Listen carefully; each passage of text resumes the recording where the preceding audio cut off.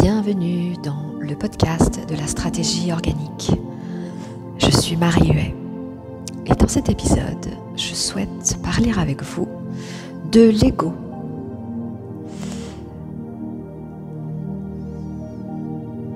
Et oui, l'ego est un terme très fréquemment rencontré lorsqu'on ouvre la porte de la spiritualité et du développement personnel. Et je souhaite avec vous faire le point sur ce que personnellement mon expérience m'a amené à comprendre au sujet de cette drôle de chose qu'on appelle ego.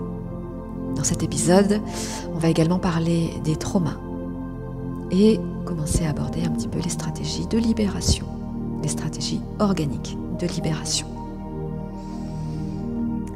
Je vous invite à vous installer confortablement si tel est votre choix et si vous êtes en possibilité de le faire. Quand nous disons « je » et que nous faisons une phrase qui commence comme ça par « je », ce « je » est tellement intuitif, tellement intériorisé qu'on ne va pas souvent voir ce qui se cache, ce qui se loge à l'intérieur de ce jeu. Ce jeu est une interface qui, très souvent, notamment dans notre société occidentale, avec la dominance présente de la notion d'individu, ce jeu est très souvent complètement calqué sur les contours de l'ego. Mais ce jeu peut gagner en conscience et s'éloigner, s'expanser au-delà de l'ego. Et à partir de cet espace créé qui permet d'avoir donc une désidentification par rapport à l'ego, permet d'avoir une distance et donc une possibilité d'observer cet ego et de pouvoir voir un petit peu de quoi il s'agit.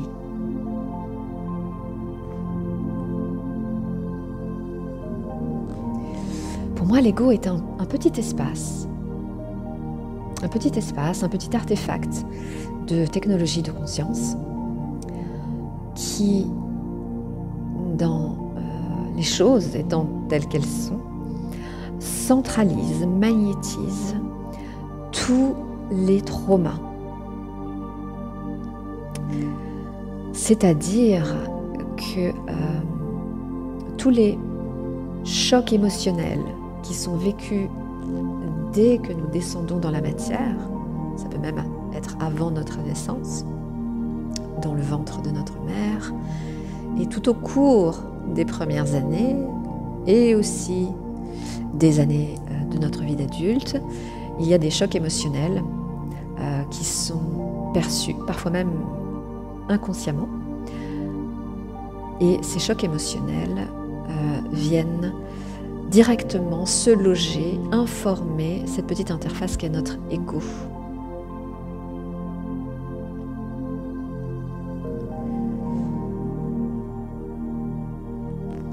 Un choc émotionnel, c'est une information émotionnelle que nous ne sommes pas en mesure, de manière structurelle, nous ne sommes pas en mesure d'accueillir cette information dans sa totalité. Et donc, elle crée une énorme interférence, un gros bug, et bloque notre système, notamment notre système émotionnel, et a des répercussions sur tous nos autres corps. Ça coince, et ça va être stocké dans des parties inconscientes. Et on va un peu en faire fi pour essayer d'avancer. Sauf que ces chocs émotionnels, ces blocages sont actifs et agissants sur toute notre existence. J'ai vraiment l'image de l'ego comme étant le réceptacle des chocs émotionnels et des effets de ces chocs.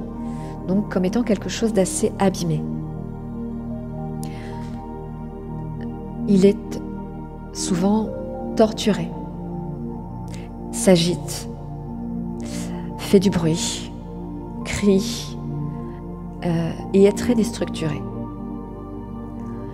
Et on imagine bien que lorsque notre interface avec le monde est entièrement calquée sur les contours de l'ego, c'est-à-dire ne dépasse pas, qu'il n'y a pas d'autre chose, on est totalement identifié à cet ego, on imagine bien qu'il est compliqué d'avoir une vie harmonieuse si c'est la désharmonie qui filtre notre perception de la réalité.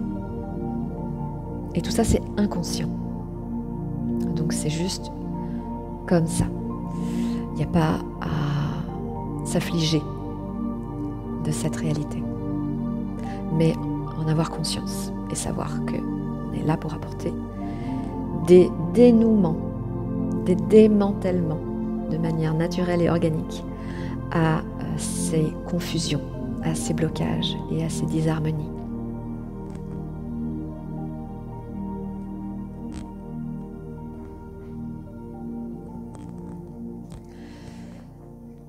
Une grande partie étant donc identifiée à son ego, l'ego étant façonné par les traumas, étant donc torturé, on peut imaginer qu'il n'est pas évident de maintenir une société harmonieuse, respectueuse de l'harmonie, avec des individus qui sont pilotés par des forces contraires à l'harmonie. Pilotés de l'intérieur, premièrement, et de l'extérieur. Nous avons abordé à plusieurs reprises le monde des forces, qui est une réalité dans le monde incarné, dans le monde de la matière, et aussi dans le monde astral et dans le monde énergétique. Le monde des forces, qui met en ambivalence, en polarisation, des forces de vie, des forces d'expansion, des forces d'amour, des forces englobantes, des forces unificatrices, des forces d'intégration. Tout ça, elles sont ensemble. Face à elles, nous avons des forces de division, des forces de contraction, des forces d'opposition, des forces anti-vie, des forces destructrices, des forces d'amoindrissement, des forces d'asservissement. Tout ça, c'est synonyme, ça va ensemble. On a ces deux grandes polarités qui peuplent le monde des forces, qui peuplent le monde dans lequel nous évoluons, dans lequel nous existons, dans lequel notre conscience est hébergée en grande majorité. Dans ce monde des forces, les forces d'opposition, dans leur stratégie pour maintenir leur pouvoir dans ce monde de la matière, une de leurs stratégies, nous en avons déjà vu d'autres par rapport au détournement de la loi du consentement. Une autre de leurs stratégies est l'entretien volontaire d'un climat traumatique fort au sein de l'humanité. Il n'y a pas besoin de grand-chose pour maintenir le climat de trauma. Juste une vibration de peur, enclencher un mécanisme, un programme dès la naissance qui va profiter du mécanisme énergétique naturel de la réalité pour s'auto-entretenir.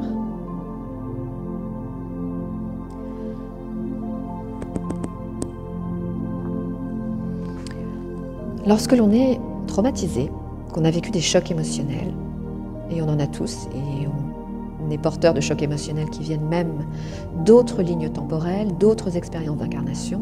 Donc on a ce bagage, on est avec. Et donc ces fréquences-là résonnent avec d'autres fréquences qui peuplent le monde astral et qui viennent se nourrir et qui viennent entretenir. C'est comme un cri de douleur qui ne s'arrête pas et qui va chercher sans cesse des prétextes pour être maintenu, pour pouvoir être poussé, que ce cri de douleur puisse être poussé continuellement. C'est une image. À partir du moment où il y a des résonances dans le monde astral, et il y en a de nombreuses, ce cri est entretenu. Et le trauma persiste. Et il continue de limiter la marge de manœuvre. Il continue, il permet d'être influençable, notamment en agitant ce cri qu'à l'intérieur de nous, quelque chose aime, quelque chose est familier avec ce cri de douleur. Et donc, à l'intérieur de nous, nous suivons, nous cherchons ce son familier de la douleur. Parce que le blocage n'est pas identifié. Mais il y a une familiarité, il y a quelque chose de connu qui vient, comment dire, il y a une ambivalence de la sensation. Par exemple, c'est une image, par exemple, parfois quand on se brûle à quelque chose de très très chaud, on peut avoir la sensation que c'est très très froid. Quand on pose son doigt sur quelque chose d'extrêmement glacé, on a une sensation de brûlure. Donc il y a une ambivalence de la sensation. On ne saurait pas dire nécessairement si c'est très chaud, très froid ou très chaud. Là, par rapport à la douleur, par rapport à la notion de la familiarité de la sensation de souffrance ou de douleur ou du trauma, de la résonance du trauma, la familiarité nous fait passer la douleur pour quelque chose de connu, et ce connu nous est plus facile à accepter et donc nous est plus facile de composer, il est plus sécurisant, il vient répondre à des besoins. Mais nous sommes, et je vous invite à prendre le temps de bien sentir ça, nous sommes dans une distorsion de la résolution du besoin. Puisque c'est par le maintien de la souffrance que nous croyons répondre à un besoin de familiarité et de sécurité. Et cette logique-là est entretenue par les forces d'opposition. De manière extrêmement élaborée, encore une fois, sans rentrer dans les détails, mais les forces d'opposition ont des outils, des stratégies, j'ai envie de dire des rituels extrêmement élaborés, extrêmement alignés à la noirceur la plus ultime, pour qu'un climat s'auto-entretienne, un climat de peur, un climat de souffrance, s'auto-entretienne dans l'air qu'on respire. Si nous respirons à travers le filtre de notre ego. Encore une fois, c'est une image. Je vous invite à ressentir cette information.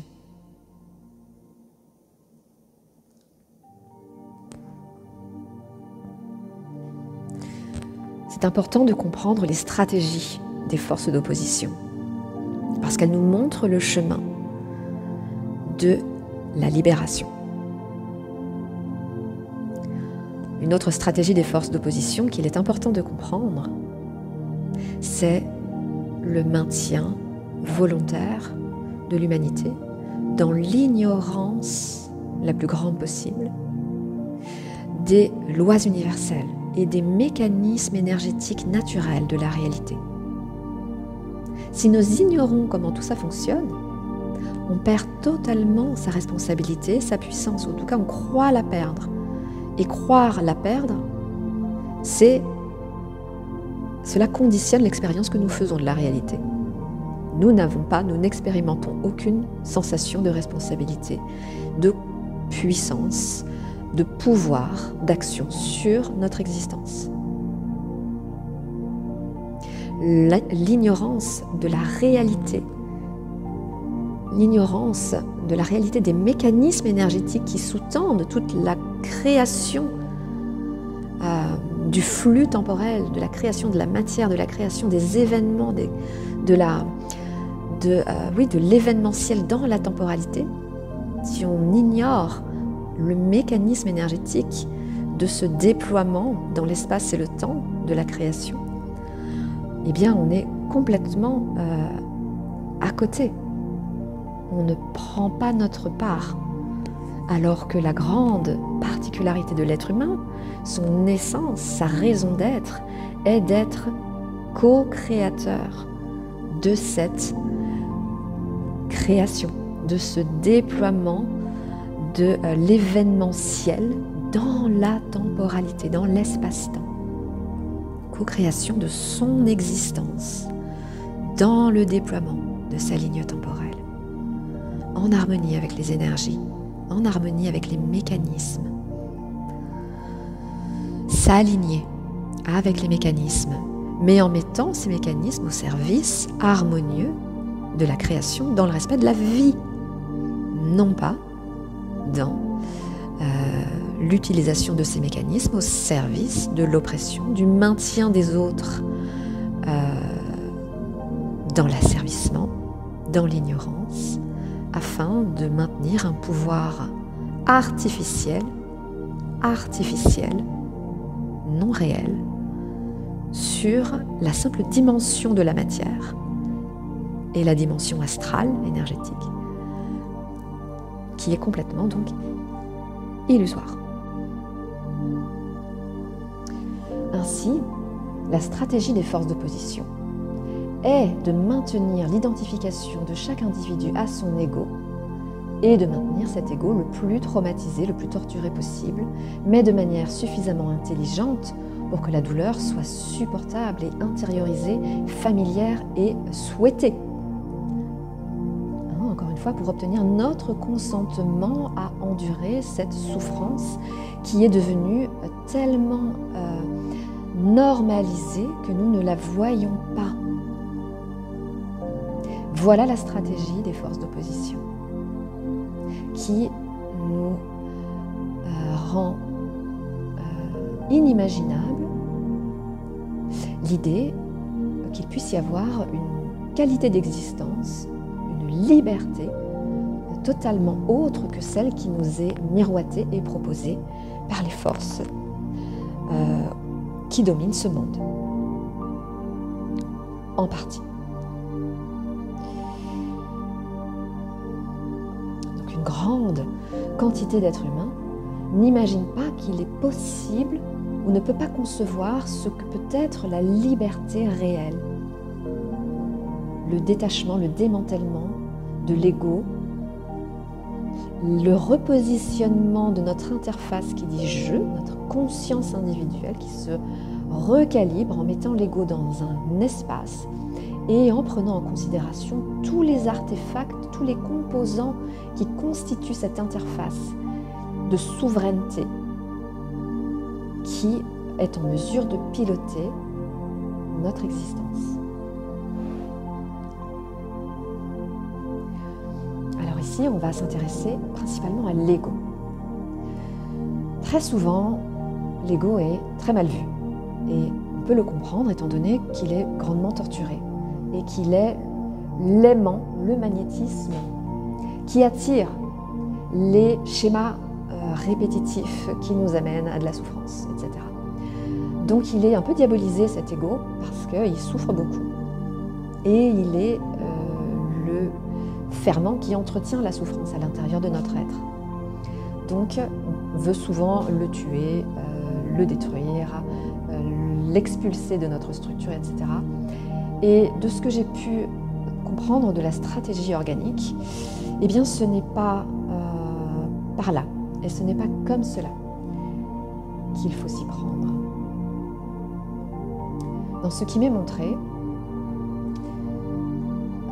une fois que nous avons toutefois un petit peu désidentifié notre interface qui dit « je » à l'ego, que nous pouvons nous distancier légèrement pour pouvoir appréhender cet ego, même maladroitement, même petitement, même juste un petit peu, avec même encore un peu de confusion, parce que le détachement est très léger, très balbutiant. Même ainsi, une fois que nous avons un léger détachement, nous pouvons voir cet ego avec beaucoup de compassion et avec une compréhension que cet ego a besoin d'abord d'être soigné. C'est une petite partie de nous qui a besoin d'être soignée. Pour cela, évidemment, il y a la guérison des traumas par la maturité émotionnelle, par la digestion émotionnelle, par le renforcement de notre structure émotionnelle, pour qu'elle soit en mesure d'accueillir l'information. Cela peut se faire très naturellement, ça peut s'intentionner. Et ça peut se faire extrêmement naturellement, mais progressivement, en bon timing et en alignement avec la stratégie organique, les forces de vie structurantes et guérissantes et bienveillantes. Mais dans un premier temps, digérer ces émotions ou intentionner que la digestion se fasse. Donc comme ça, on digère le choc émotionnel. Et c'est cette traversée émotionnelle, souvent très inconfortable, mais qui est temporaire, plus ou moins intense, mais temporaire, et qui fait qu'après cette traversée, nous ne sommes plus le même qu'avant la traversée. Donc cette traversée, elle est importante. Et c'est une stratégie de guérison à part entière, sur laquelle je ne vais pas m'étendre davantage ici. Mais une fois que, on va dire, on prend cela en charge, cette guérison émotionnelle, on peut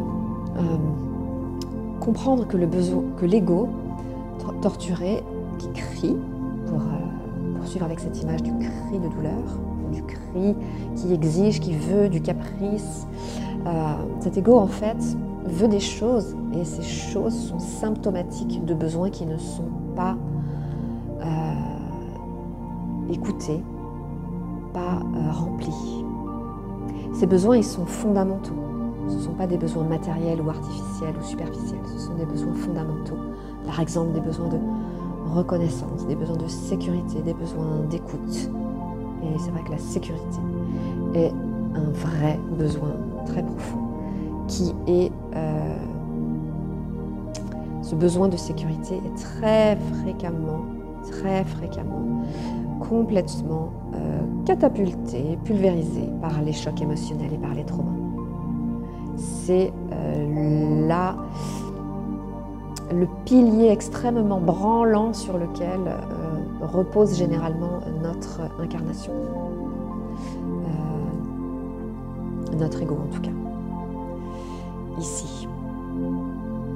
Donc, le jeu peut prendre en charge les besoins de l'ego blessé et s'occuper d'y répondre, de répondre aux besoins profonds et non pas aux demandes artificielles et superficielles de l'ego qui sont souvent des besoins, un peu comme des caprices, des besoins matériels qui sont des formes en fait. C'est pas à ce niveau-là que le jeu que je suis, que nous sommes, peut soigner avec amour et compassion l'ego. C'est en répondant à ces besoins profonds de sécurité. Et ces besoins-là, nous avons la capacité d'y répondre depuis une autre interface, depuis un autre artefact que nous avons à l'intérieur de nous et que j'appellerais davantage l'âme. Notre âme peut prendre soin de notre ego, pour le dire ainsi. Notre âme, donc encore une fois un artefact propre à notre incarnation, qui vient donc vraiment être partie intégrante de notre structure multidimensionnelle, accessible depuis la matière, depuis notre corps physique. Notre âme est incarnée. Et cette âme, c'est une information divine non interférée. Non interférée. Donc elle a la pureté de l'information originelle divine. Et nous l'avons à l'intérieur de nous, cette information. Mais comme elle est extrêmement calme, extrêmement subtile, eh bien nous ne la percevons pas parce que tous nos sens de captation et de perception sont emplis du bruit de l'ego. D'où notre identification à l'ego. La stratégie organique consiste à expanser notre conscience en calmant le mental, en calmant ce cri de l'ego, en le laissant un petit peu, en se distanciant par rapport à ça. Et en venant dans le calme, dans ce vide qui n'est pas vide, dans ce calme qui n'est pas une absence de bruit, et donc quelque chose de terrifiant où on a l'impression que plus rien ne se passe, que la vie ne s'y passe pas. Au contraire, c'est dans cet espace sans bruit ou avec un bruit grandement atténué que nous pouvons contacter un autre univers et une autre qualité de ce qu'est le vivant en nous. Et c'est ici que résident tous les leviers de la stratégie organique, tous les leviers de la guérison, de la libération, tous les leviers de la réactivation de notre connaissance immanente de ce qu'est le divin, de notre capacité à discerner la vibration de vie et de discerner la vibration anti-vie, parce que nous pouvons voir quelle fréquence résonne avec l'ego blessé, quelle fréquence résonne avec notre âme. Nous avons la capacité d'avoir une lecture claire de ces mécanismes, de ces résonances.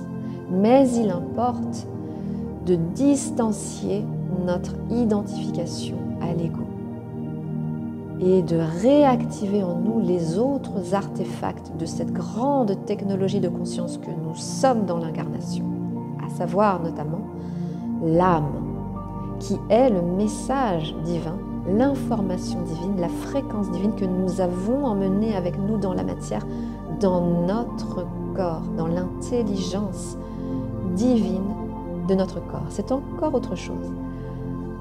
Mais voilà, l'âme déjà l'âme en tant qu'artefact. Le corps humain également, mais je ferai un autre épisode sur le corps humain en tant qu'artefact de technologie de conscience divine et de stratégie organique de libération par le corps. Nous en reparlerons. Pour l'instant, j'invite à embrasser cette vision, cette visualisation, cette compréhension de ce qu'est l'ego et de comment, une fois cet ego vu, une fois cet ego démantelé de ce façonnage par les différents chocs émotionnels non digérés, c'est-à-dire une fois que nous avons donc digéré les émotions bloquées, notre ego en fait se pacifie et ça devient une petite chose qui peut avoir sa place tout à fait harmonieuse, en alignement avec l'âme, en alignement avec le mental clair, au service du message divin, au service de l'information divine, au service de l'expansion des forces de vie, de l'information de vie à travers nous. C'est ça les forces d'intégration, d'unification, c'est de remettre l'ego en alignement avec tous les artefacts de technologie de conscience que nous sommes, en alignement avec le divin.